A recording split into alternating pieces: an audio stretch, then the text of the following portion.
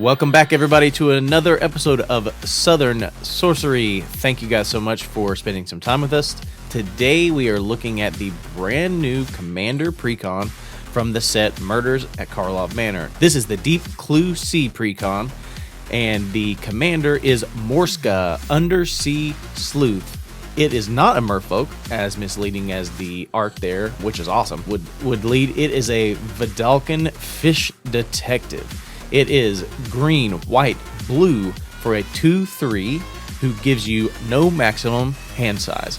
And at the beginning of your upkeep, investigate. Whenever you draw a second card each turn, put 2 +1/+1 counters on Morska, Undersea Sleuth. So at the beginning of your upkeep, you're going to investigate. And investigate means create a clue token, which is an artifact. And it says pay 2 generic, sacrifice this artifact, and draw a card. So you're going to pump up Morska every time you draw that second card, and so the clues are going to give you access to card draw. There's going to be other access to card draw in this deck, and we are going to try to draw as many cards as we can. We've got no maximum hand size, so let's now take a look at the rest of the brand new cards coming out in this Precon, and then we'll follow that up with the rest of the deck.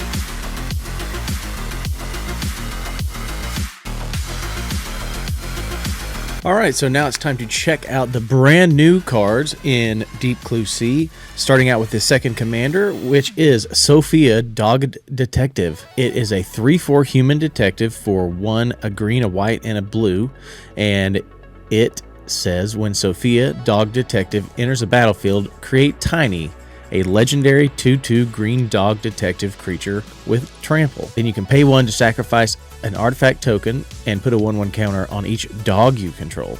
So very interesting dog commander. And then whenever a dog you control deals combat damage to a player, create a food token and then investigate.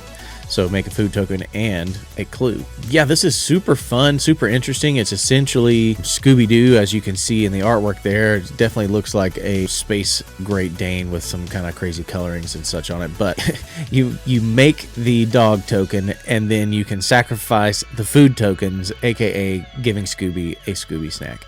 So definitely deserves some awesome proxies of this coming out, with proxies of the 2/2 token that it makes as well. Super cool, and it fits great in this deck because it makes food, it makes clues, it investigates, and makes these tokens, which as we move further into this deck, you're going to see that's really what this thing wants to do. Next up, we have Armed with Proof. It is 2 and a white for an enchantment. When it enters the battlefield, investigate twice, so make 2 clues. And then clues you control are equipment in addition to their other types, and have equipped creature gets +2/+0 and has an equip cost of 2. So we are going to be able to pay off some of these clues we're making, and if we're not sacking them for card draw, we can equip them and buff up all of our stuff. So that's a cool new way to pay off these clues. Next, we've got Detective of the Month. It is 2 and a blue for a human detective that is a 2/3 and says Ascend. And Ascend is a mechanic that says if you have 10 or more permanents, you get the city's blessing for the rest of the game. And then as long as you have the city's blessing, detectives you control can't be blocked. So you're making detectives, you've got a lot of detectives. This is really good. And then whenever you draw your second card of each turn, create a 2/2 white and blue detective creature token. There's a lot of card draw payoffs in this deck, outside of the fact that you're just getting to draw cards, which is already a payoff in itself. But now your commander gets buffed when you draw your second card each turn, and then now Detective of the Month will make you 2/2 detectives that are potentially unblockable, most likely will be unblockable. Next, we have Follow the Bodies for 2 and a blue. It is a sorcery that has the mechanic Gravestorm. And apparently up to this point, there's literally been one other card that has this mechanic. But it says, when you cast this spell, copy it for each permanent put into a graveyard from the battlefield this turn. So potentially, you're going to investigate and make a clue token. So 2 and a blue is not a great rate to make 1 clue, but 4 or 5 creatures can easily die in a turn, and then it is worth it to play this. So an interesting new card. You could board wipe and then cast this. Next, we have Knowledge is Power. It's an enchantment for 3, a white and a blue, and it says creatures you control get +X/+X, where X is the number of cards you've drawn this turn. So yeah, that's really good. Could potentially be a win con. Can help on turns when you're being attacked, because you want to draw cards all the time. You can sack clues to draw the cards, and you can buff up your board.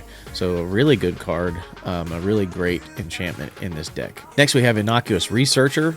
It is a Centaur Detective, 3 and a green for a 3/4 that has Parlay. Whenever Innocuous Researcher attacks, each player reveals the top card of their libraries. For each non-land card revealed this way, you investigate. Then each player draws a card. So that's pretty good. At the beginning of your end step, you may untap all lands you control. If you do, you can't cast spells until your next turn. This is going to work well with the whole, the second time you draw a card this turn, do this, because you can untap your lands and know you can't cast spells, but you can still sack your clues until your next turn. So this may be somewhat situational. You're probably not going to want to untap your lands every single time. We are in blue. We should have a good amount of, instants and things that we want to do. But if you don't have any in hand, why not go ahead and take advantage of this? Plus, with this out, you could kind of bluff a little bit. It gives you a little bit of way to make people think twice about what they're doing. Next, we have Merchant of Truth. It is a 2/5 Angel Detective for 2 white. Has flying. Whenever a non-token creature you control dies, investigate. And then it also says clues you control have Exalted. Now that's big. Whenever a creature you control attacks alone, that creature gets +1/+1 until the end of turn for each instance of Exalted among permanents you control. We should have a lot of clues. We'll just take Merchant of Truth, for example. If Merchant of Truth is in play, you have 8 clues.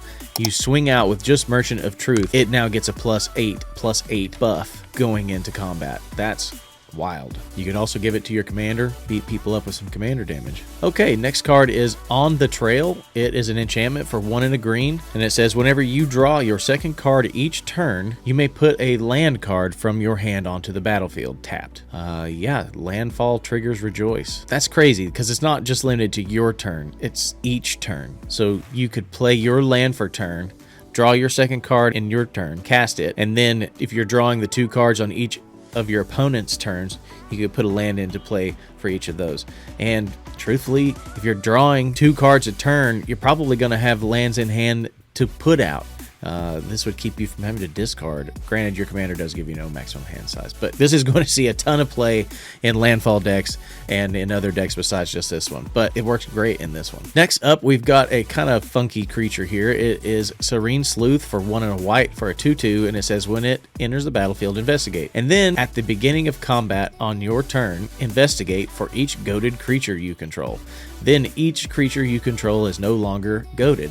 So weird, goad hate. These precons each have cards in them specifically designed to combat the other precons from this set. So it's a little interesting. I don't know that they've done that much before. There's a goad deck in these precons. The Blame game, it's primarily goad themed. So this is a way to kind of combat that a little bit, and goad in general. But interesting that they've kind of chosen to design some cards specifically to deal with the other precons from this set. Next we have a 6/6 Tangle Trove Kelp. It is 5 blue for a clue plant, and it has Ward 2. At the beginning of each combat, other clues you control become 6/6 plants in addition to their other types until the end of turn.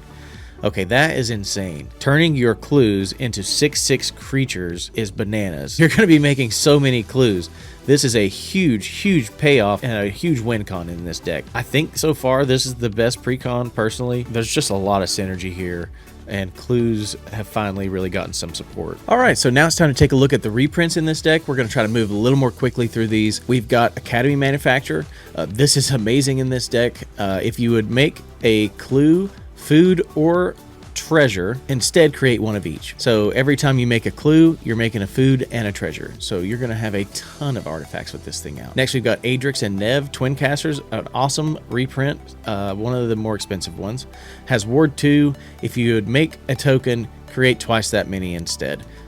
So a Parallel Lives, staple to a 2/2 creature. Next we've got Aerial Extortionist. It is a bird soldier, 3 white for a 4/3 flyer. When it enters the battlefield or deals damage to a player, exile a target non-land permanent. As long as that card remains exiled, its owner may cast it. So you're just forcing them to cast it again. And then whenever a player casts a spell from anywhere other than their hand, draw a card. So then card draw payoff for when that person recasts the thing that you exiled. Next, we've got Alondra, Sky Dreamer. This is another good reprint. When you draw your second card each turn, make a 2/2 Drake with flying. So again, a lot of synergies with that second card being drawn every turn. Whenever you draw your fifth card each turn, Alondra and Drakes you control get +X until the end of turn, where X is the number of cards in your hand. So your commander gives you no maximum hand size.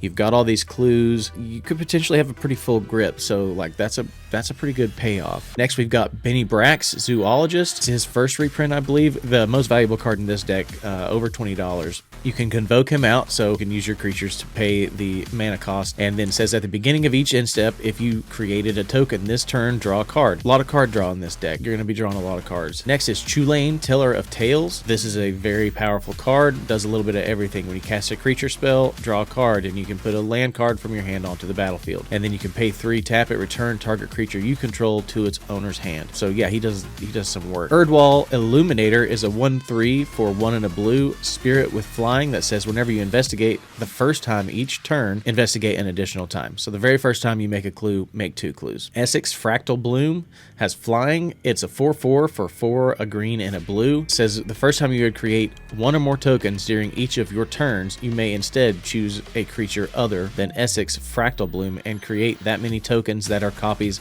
of that creature. So if you're making clues and you don't want those to be clues, you want them to be more copies of Alondra, Sky Dreamer, or Benny Brax, you just say, yeah, I want it to be that instead. So this is a really good card in this deck. We have Ethereal Investigator, a 2/3 spirit for 3 and a blue with flying, and it says when it enters a battlefield, investigate X times, where X is the number of opponents you have. And then whenever you draw your second card each turn, create a 1/1 white spirit creature token with flying. So again, another second card every turn payoff. Next, we've got Graph Mole. Whenever you sacrifice a clue, you gain 3 life. So that's pretty good, nothing crazy. Hornet Queen is 4 and 3 green for a 2/2 insect that has flying and death touch. When Hornet Queen enters the battlefield, create 4 1/1 green insect creature tokens with flying and death touch. So if you have Adrix and Nev out, you're going to make 8. This can be a sneaky good card. Hydroid Crassus is a jellyfish Hydra beast. Has an X cost and a green and a blue. Says whenever you cast this spell, you gain half X life and draw half X cards, round down each time. Has flying and trample, and then it enters the battlefield with X +1/+1 counters on it. Otherwise, it's just a 0/0. Jolrel Moinvelu Recluse. This card does work in this deck. When you draw your second card each turn, create a 2/2 green cat, and then it has the second ability there. You can pay in 4 and 2 green until end of turn. Creatures you control have base power toughness XX, where X is the number of cards in your hand. Again, with no maximum hand size, this could be a finisher. Junkwinder has an affinity for tokens, so that it's 1 generic mana cheaper for each token. And blue. Whenever a token enters the battlefield under your control, tap target non-land permanent an opponent controls. It does not untap during its controller's next untap step. So tap a whole bunch of stuff down. Kappa Cannoneer, another good reprint, has Improvise, so you're never going to pay 6 cost, but it is 5 and a blue for a 4/4. It has Ward 4. Then it says whenever an artifact enters the battlefield under your control, put a +1/+1 counter on Kappa Cannoneer, and it can't be blocked this turn. You're going to be making a ton of artifact tokens, so this guy's going to get out of control. Next, we have Coma, Cosmos Serpent. This spell can't be countered. It is 3 green, blue for a 6/6.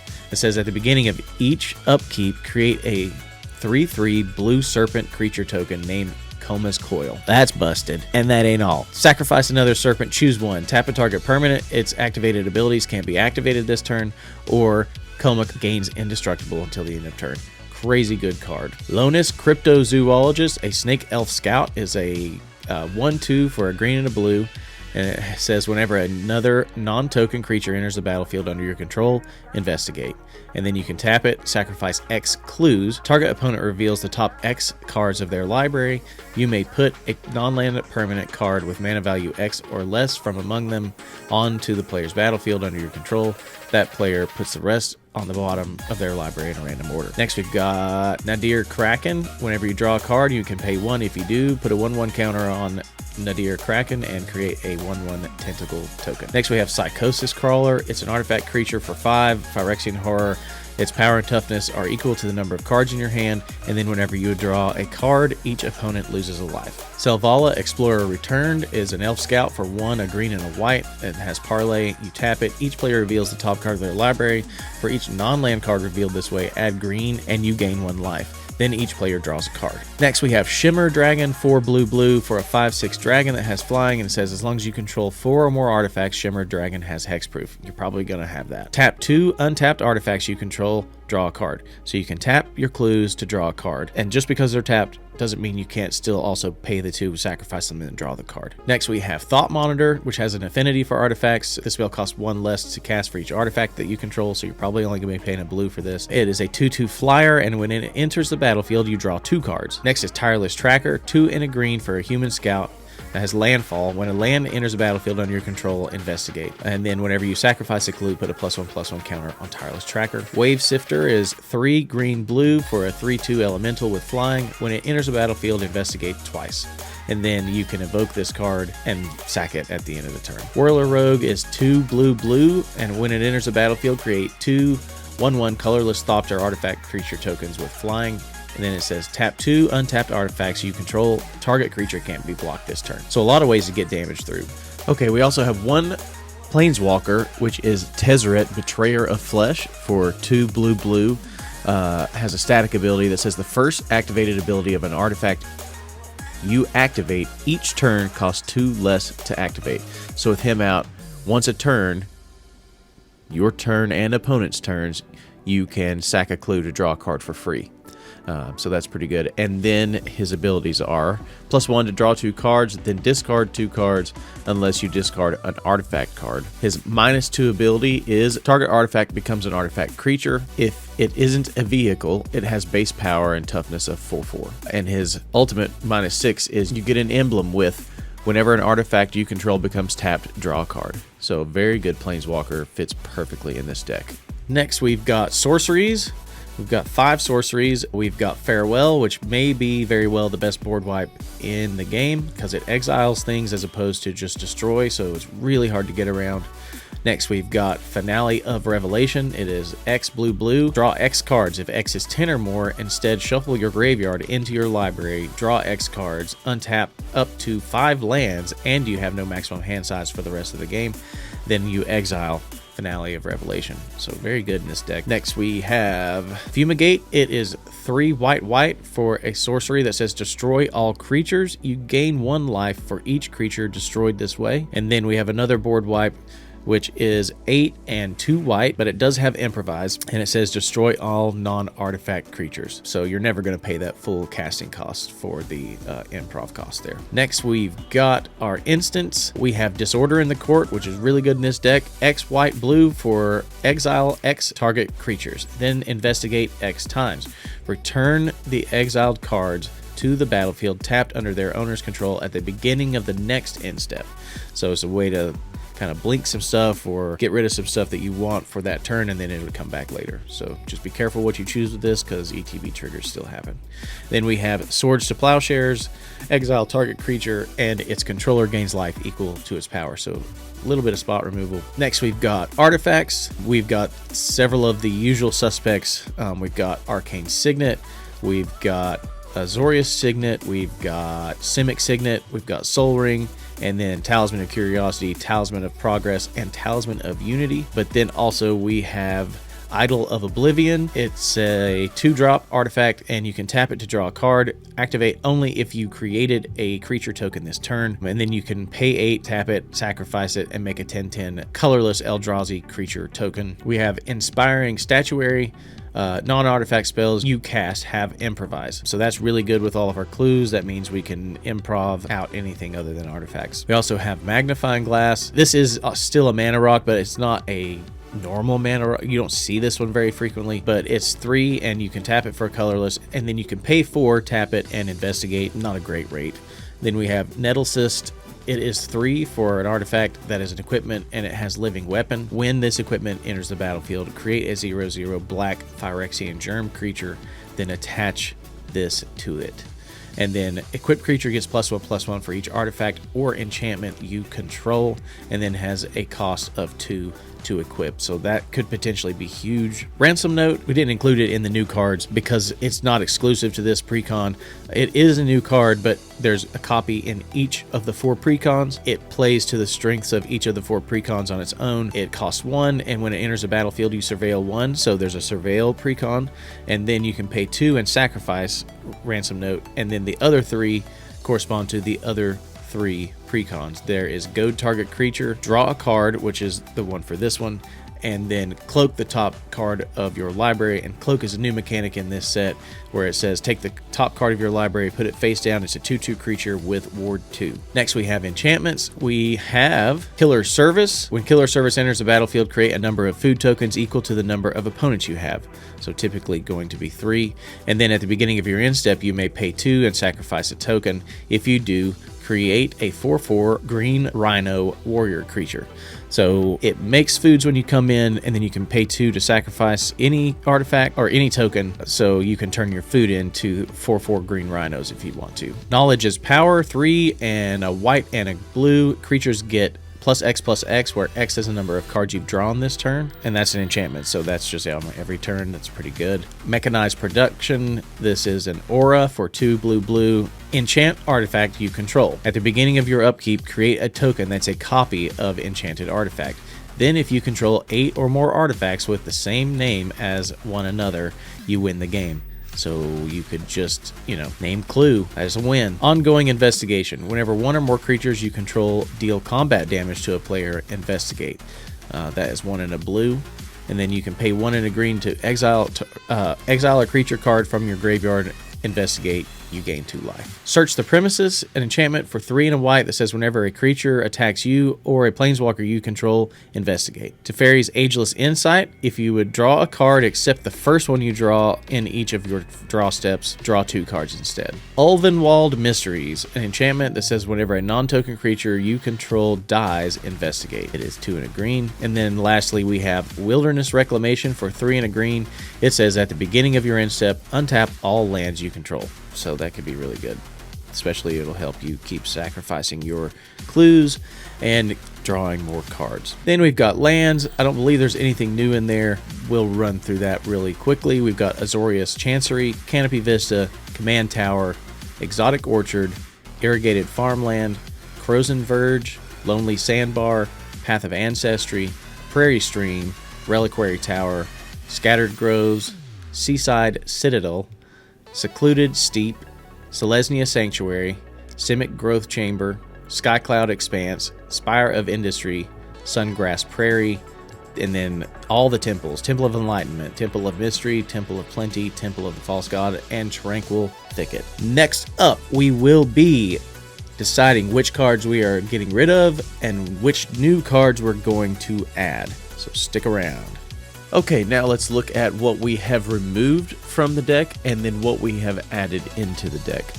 Before we get into it, let me just say this precon is really good. It's really fantastic, straight out of the box, super playable. Of course, the mana bases in all these precons are always lacking, but Wizards did a great job with this. The reprint value is sky high, and if you add in the cards that are new that are in this, it's well over $200 worth of value in this precon, which might be the most valuable precon we've seen at release. So great job to whoever put this one together. It's really good. So that being said, we didn't do a ton with this one outside of the mana base. We did do a little bit to try to speed it up and make it a little more powerful. And so the first thing we took out is Nadir Kraken. It is the 2/3 Kraken that lets you pay to make a tentacle. It's a good card, just better cards.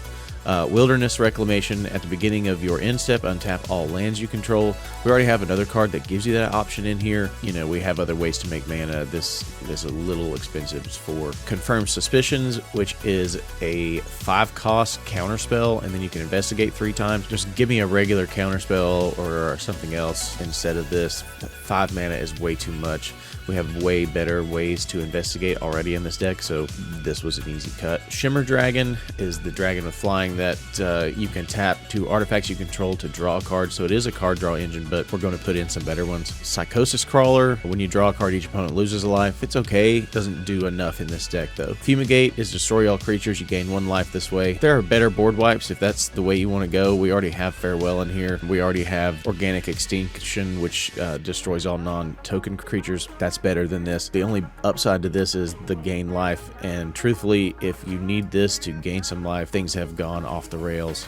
And then we have Graph Mole, which says when you sack a clue, gain 3 life. Again, if life gain is a payoff in this deck, maybe we would keep it, but there's no life gain payoffs in this deck. It's not a life gain deck. Again, if you need the life gain, you've probably gone off the rails and things have gone horribly wrong. The rest of our cuts were all the tapped lands, and we took all of those out, and we're going to replace those with some of the, if you meet this condition, it comes in untapped dual lands, so we can look at those next. Okay, so our first addition is going to be Jaheira, Friend of the Forest. It is 2 and a green for a human elf druid that says tokens you control have add green, and so now all of our clues tap for a mana.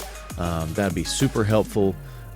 In the same vein, we also have Urza, Lord High Artificer, 2 blue, makes a 0/0 construct when it enters the battlefield that says this creature gets +1/+1 for each artifact you control, and then tap an untapped artifact you control and add blue. So now all of our artifacts tap for blue, so all those clues will tap for blue, and with Jaheira out, they can also tap for green. We also have Cultivate, go search for up to 2 basics, put 1 in your hand, put 1 on the battlefield, tap. We also have Kodama's Reach, and then we have Rampant Growth, go search your library for a basic land, put that card onto the battlefield, tapped, and then shuffle. We decided to go that route because this deck had a lot of lands. It had 37 lands to start out with, so we cut a couple lands and put in a couple of these so that you could ramp a little more quickly this way. And then we've also got Arcane Denial. This was much better than its counterpart in the Precon.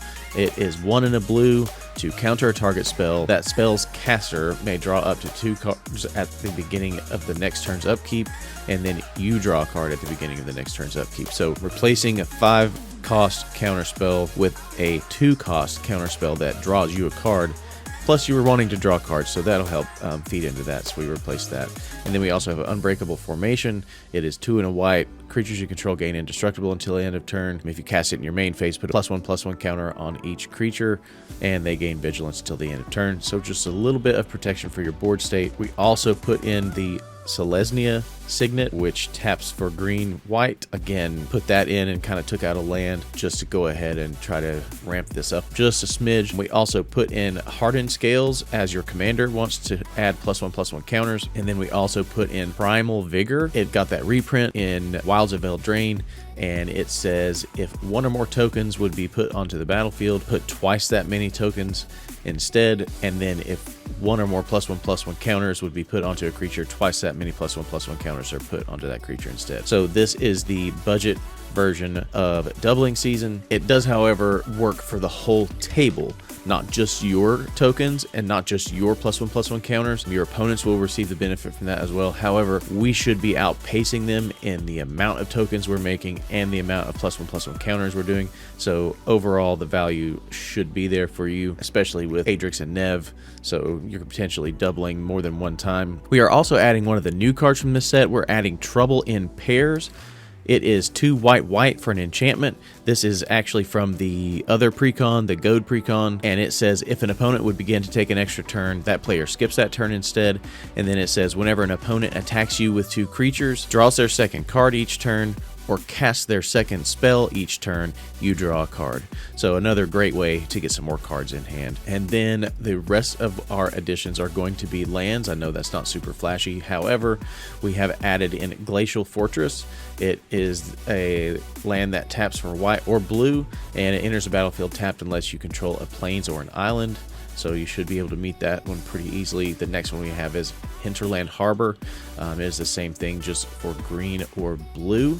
And then we have Rejuvenating Springs, and this is the battle land.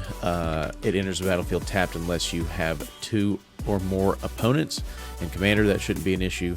And then we also have Sun Petal Grove, which is the enters the battlefield tapped unless you control a forest or a plains, and taps for green and white. So it brings our land count up to 34. That is down from 37. And we took out all those lands that came in tapped and just kind of didn't really make sense, and we rounded that out with a few extra basic lands. Again, that's why we went ahead with Cultivate and Kodama's Reach and Rampant Growth, just to kind of get those out. Plus, you do have a few ways to play some extra lands already in the deck. Ramping still shouldn't be an issue. We are in green. We added in the Jaheira and the Urza as well to try to help with ramp. So anyway, thank you guys again so much for spending your time with us. We really appreciate it. If you don't care, please give this video a like and subscribe. We would really appreciate it. Thank you so much. Have a great day. Bye.